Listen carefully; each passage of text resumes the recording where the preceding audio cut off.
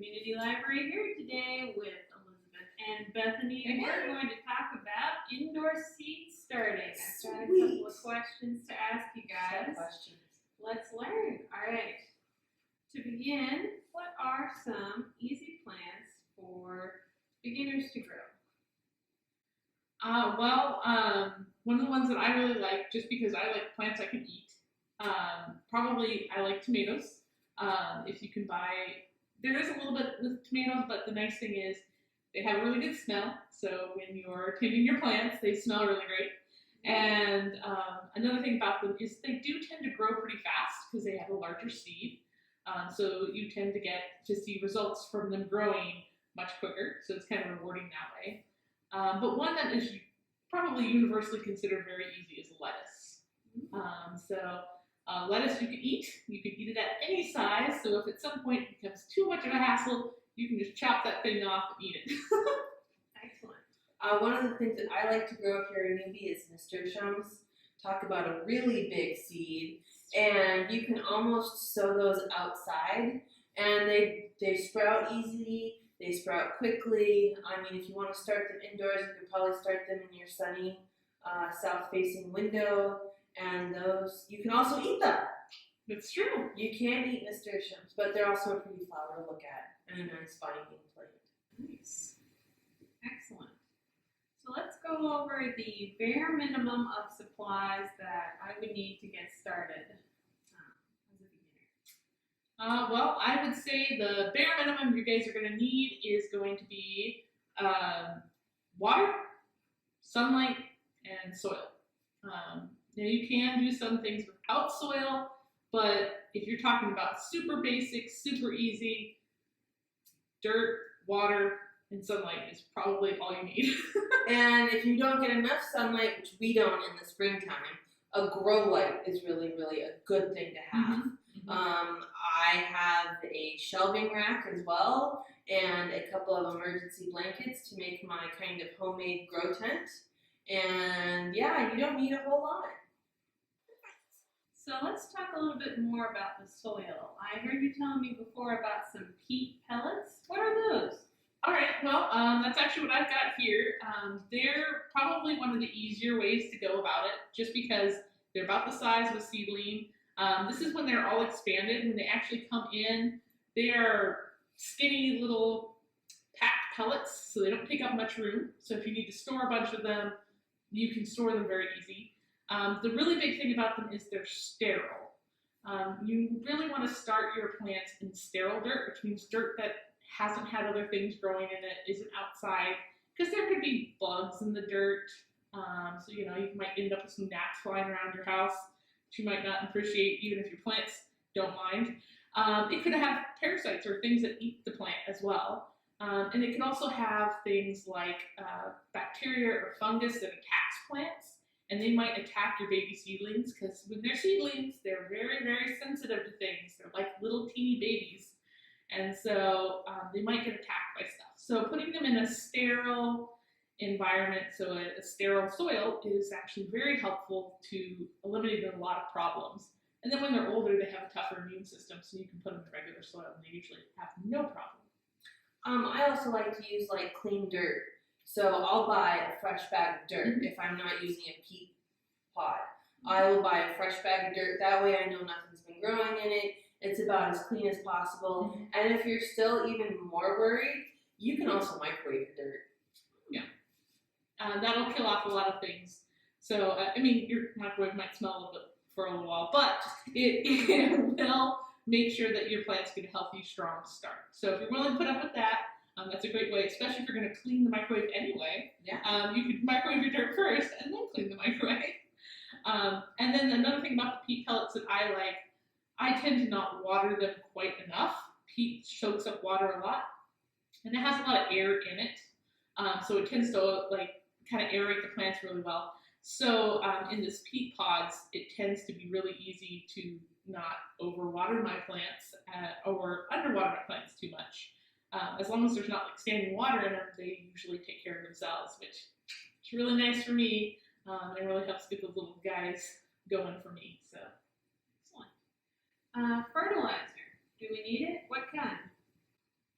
Oh man. Well, technically, your seed has everything that your plant needs until it gets what, 1 or 2 leaves, Bethany? Yeah, so the first leaves it's going to pop up are your seed leaves, and it has everything it needs for those, so it's still not going to need any nutrients. It's only when you start seeing the next set of leaves come out, which depending on your plant might be a set of 3, it might be a set of 2, it may even be 1 leaf depending on the plant. But when it starts getting that next set of leaves, that's when you're going to want to start feeding it because it's now starting to run out of food. But remember, we talked they're a little bit sensitive. They're newborns, they're little teeny babies.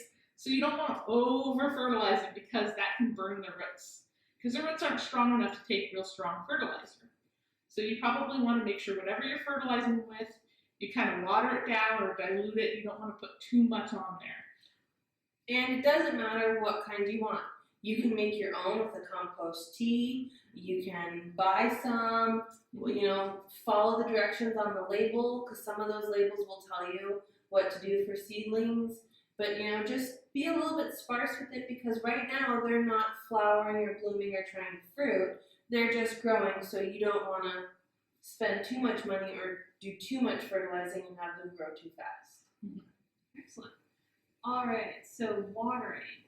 How much, how often, how can I tell if they're getting too much or too little water?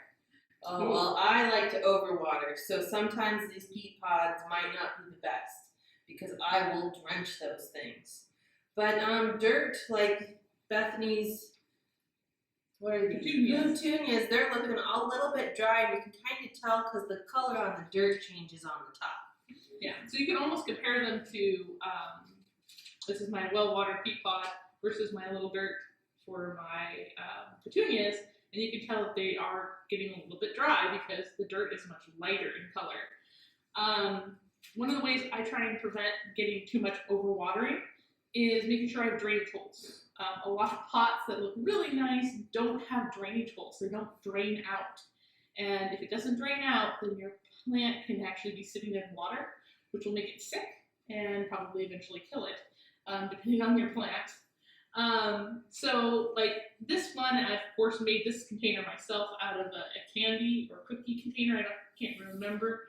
But what I did is I poked holes on the bottom of each of the little cups so that even if I put too much water in here, the water will just drip out the bottom.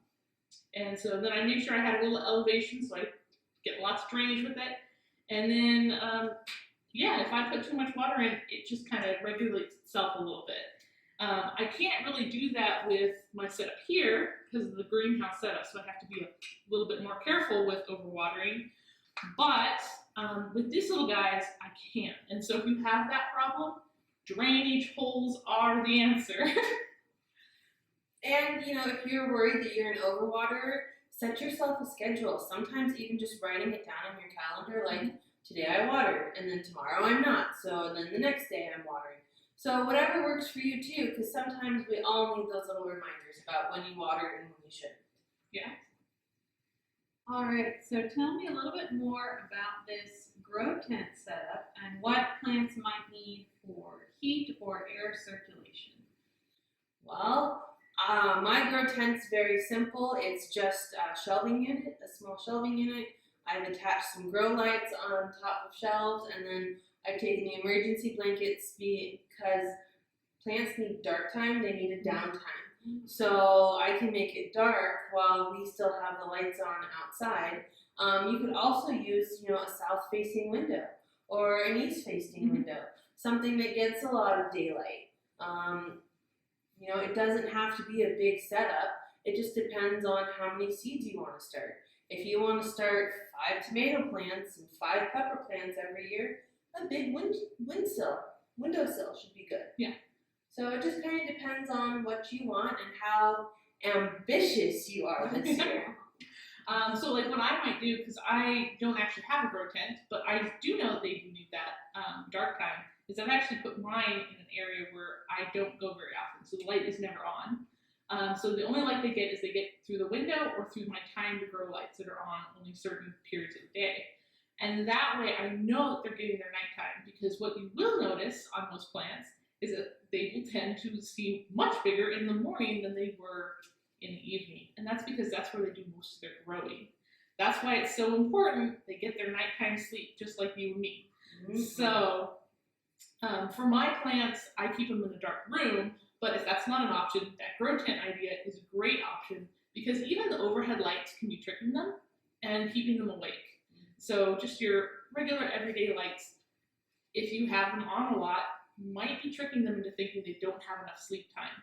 So just having a cover that you can put on them if it gets, just to make sure they're getting at least 8 hours of sleep, 6 hours of sleep is always nice. Mhm. Awesome. Alrighty. And what are some signs that the plant might be getting too little or too much light?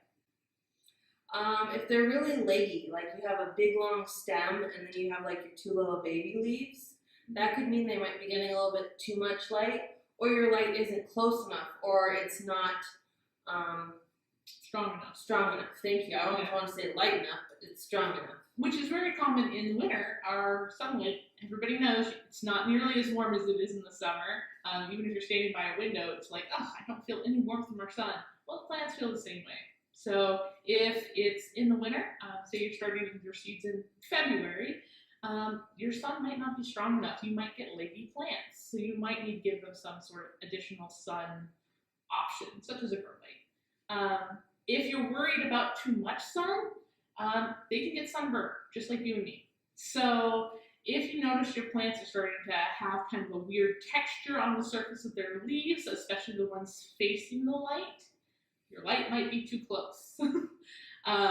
So if they get that, or kind of a yellow is another common, they might get kind of like yellowing spots on them. You might be getting too much sun. Now there's some other things that can cause that too, so it's not a guarantee that that's a problem.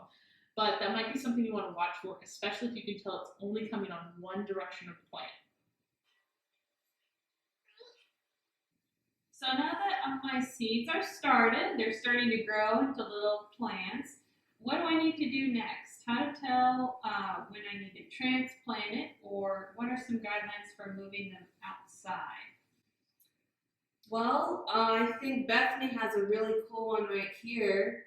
Well, that you can kind of starting to get some roots that you can see on the pot. It's also drives some of the dirt out with it. Yeah, and so when it gets like that, you might want to transplant it into like a little bit bigger pot. And that's only if you started it in these beautiful little peat pots. Yeah. If you started it in your nice little pot, you might be able to wait a little bit longer. And then when we get kind of like into May, or if you have a heated greenhouse, you could start moving them into your greenhouse and hardening them off. Mm-hmm. So like move them in there during the warmest part of the day for an hour or two, and then bring them back in at night, because you don't want to shock them, but you want to start getting them used to being in a non-controlled kind of environment where your windowsill is a little bit more controlled, your grow tent's a little bit more of a controlled environment. Mm-hmm. Yeah, definitely keep an eye on those drainage holes, because the roots usually will follow the water. So if you water your plants, you can expect once the roots start going to your drainage holes, you might need to water them. In case of these peat pods, you would actually expect to see them on the sides of the plant all the way going to the bottom. Once you start seeing those roots on the bottom, yeah, you're at that point you transplant. But what you're going to transplant it into, you might need to transplant it into a smaller container before it gets to its final container. Maybe you want to plant it outside, so you just need it into another slightly bigger container to get you just a couple more weeks before you transplant. So kind of keep that in mind. You don't have to put it in like this gigantic container necessarily this first time. You might want to kind of go through a little stages. So what's the benefit there of doing a smaller pot first instead of going all the way to the big pot? More consistent watering, I think, would be the easiest one. You get a big pot, but his roots still have only stayed in that center area where you put him. He might not be able to reach the outer parts of the pot. You might think he's getting enough water. It might not actually feel like it's getting enough water. Or conversely, it could be getting too much water, and the water from all around it that it's not being able to use might attract things like fungus gnats or other little critters, or even just a parasitic fungus itself using that extra water that's not being used as a little home. Maybe it won't hurt the plant, but it is something to watch out for if you've transplanted a plant and you put it in a really big pot. That could be a problem.